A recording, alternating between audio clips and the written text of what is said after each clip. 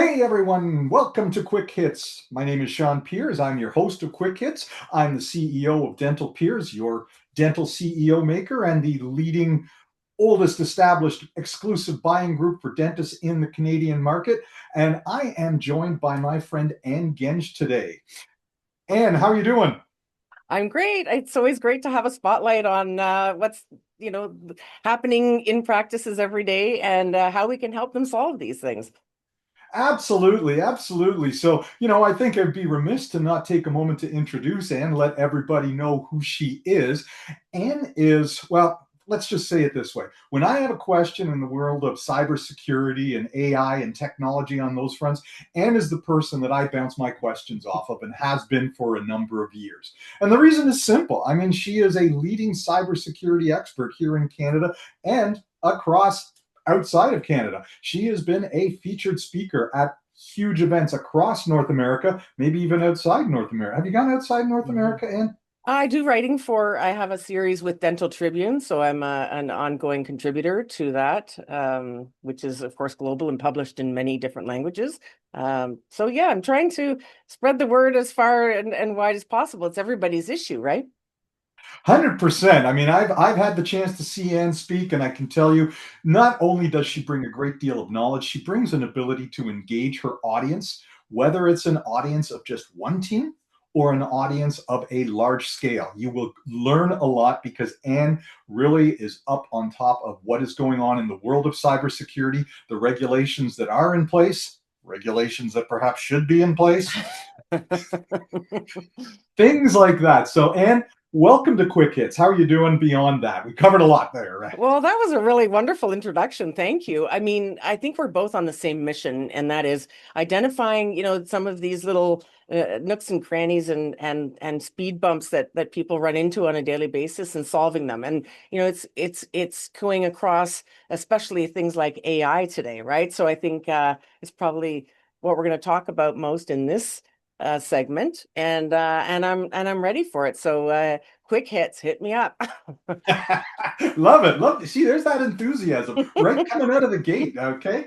And we've got a lot of stuff coming up. I mean, this is the time of year, particularly here in Canada. We're heading into conference season, the big events out at Pacific Dental Conference, Ontario Dental Association annual spring meeting, and then, of course, JDQ.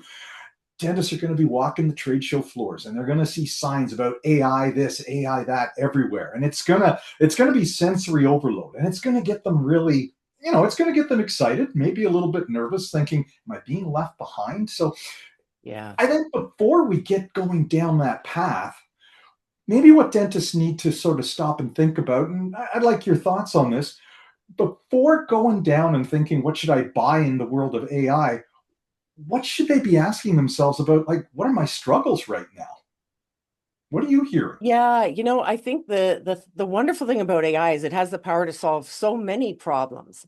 Um, but what's happening is I alluded to this earlier about shiny object syndrome, right? If we're not more conscious about it, and like you say, what should they be thinking about before they go? Because once they hit that trade show floor, everyone's going to be, grabbing at them and trying to sell them this and that tool. And I like to approach it as task before tool. So AI really has the ability to solve many things like administratively, diagnostically, treatment planning, case acceptance, filling that schedule when there's gaps, right? It's powerful across really all elements of a dental business. But the challenge that we have is that I think what's happening is just like you say, nobody wants to be left behind. But they have kind of a vague idea of what it can solve, and so they go out and what I hear is, I got to get into AI without identifying those elements that are the biggest pain points, and that's what we should start with. What is the biggest pain point, and how can AI solve it? Not getting sold on something that will solve something that maybe isn't your biggest problem.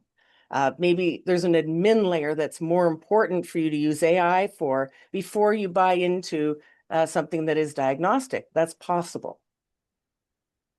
What are you hearing in terms of some of the pain points that you think, like where are dentists struggling? Like, are they, we know staffing. I mean, Yeah. staffing is what it is, right? I mean, people want to work from home more, and let's face it, that's not always possible when you're doing dentistry. You kind of need to be in the office. That's where patients are going.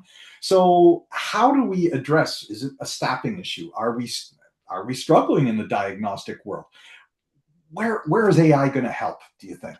I think the biggest things it's solving at the moment are things like staffing pressure, overhead, admin overload, and there's a lot of uh, tools that are helping with scheduling, doing recalls, chat bots even that are connected to our phone systems and can even book an appointment for somebody, even if it's at 11 o'clock at night, answering the phone and guiding them through a process after the office is closed so that you're not missing calls. And when you choose the right compliant tools, those can have an exponential effect on making sure that you're having a great patient experience. I mean, if you think about a guy at 10 o'clock at night, all of a sudden he's got this raging toothache.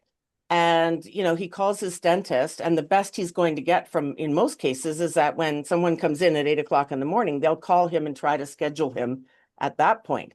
Whereas some of these chatbots can work them through a process of saying, okay, just come in at 8 a.m., we'll see you, right? They can already have booked that, seen it in the schedule, put it in the schedule, and then when the first person comes in the morning, they see, oh, I have an emergency, right? But that patient didn't have to wait an extra day. They knew, and that call wasn't missed. I mean, the things like that it can do. Now, not everybody is a fan of AI. I mean, we just saw a case out of Australia where a patient was refusing to have AI used for their notes, right? So there's once in a while we get that kind of friction, but overall, I'm seeing some pretty good like we've really upped the game when it comes to streamlining things, making things more efficient with that, and patient experience. So I think we're in a good place with that, and we're getting to a point where we have some really good, secure, compliant, efficient, reliable tools. It really reminds me, I go back a little bit in time now, pre-COVID, back to 2018. And I was doing a presentation at that time in front of a bunch of dentists and office managers about technology that would become by 2020 pretty much standard in the norm in the dental practice. And of course, now we didn't know that we were going to wind up in the throes of a pandemic. But one of the aspects that I was talking to them about was the ability for online booking and allowing patients to just be able to, even before going through chatbots and AI, but just to be Yeah. able to allow for online booking. And I had so many of these managers and dentists come up to me afterwards and go, "Oh my God, Sean, this is like catastrophic. What can you do to stop it?" And I Uh, mean, I guess I was flattered that they would think that I had the power to stop it from coming into Canada. yeah. Guess what? I did not have that power. Now it seems like, okay, we are sort of turning the corner and gaining some more acceptance on that. But are we just doing that kind of blindly and without really understanding what it is we need to accept? Yeah, I think there's a ton of education that has to come with it. That I would say, learning, what we need, what guardrails we need, how to manage that change management strategy. I mean, if you think about even many dentists have gone through the process of switching practice management software as an example, or even implementing digital X-ray for the first time. There's so much that's involved. It's not just a matter of buying the tool and then turning the key and off we go. It needs to be strategic. It needs to be well thought out. It needs to have a plan, and there needs to be the training and understanding around it. Um, and that's the best way to approach it. But I think we're at a point now where it's there, and we one day want to sell our practice, for example. If we don't have technology maturity, which believe me, now is going to include many elements of AI. This is going to be a problem. It's going to be a problem for people if they don't have the only way to put it really is that technology and that digital maturity.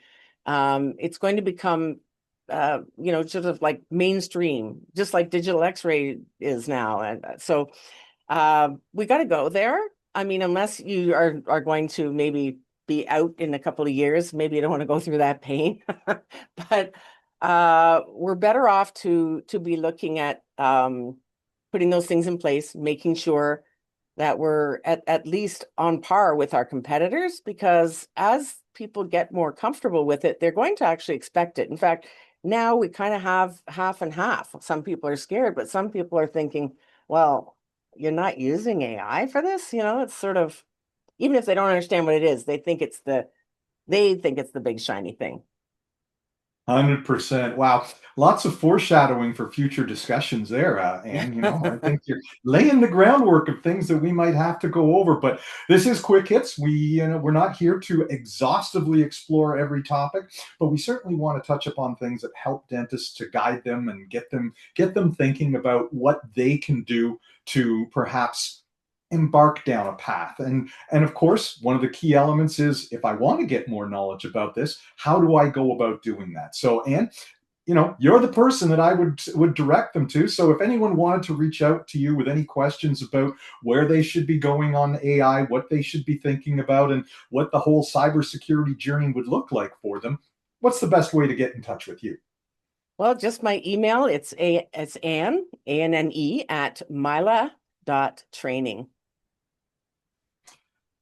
Excellent.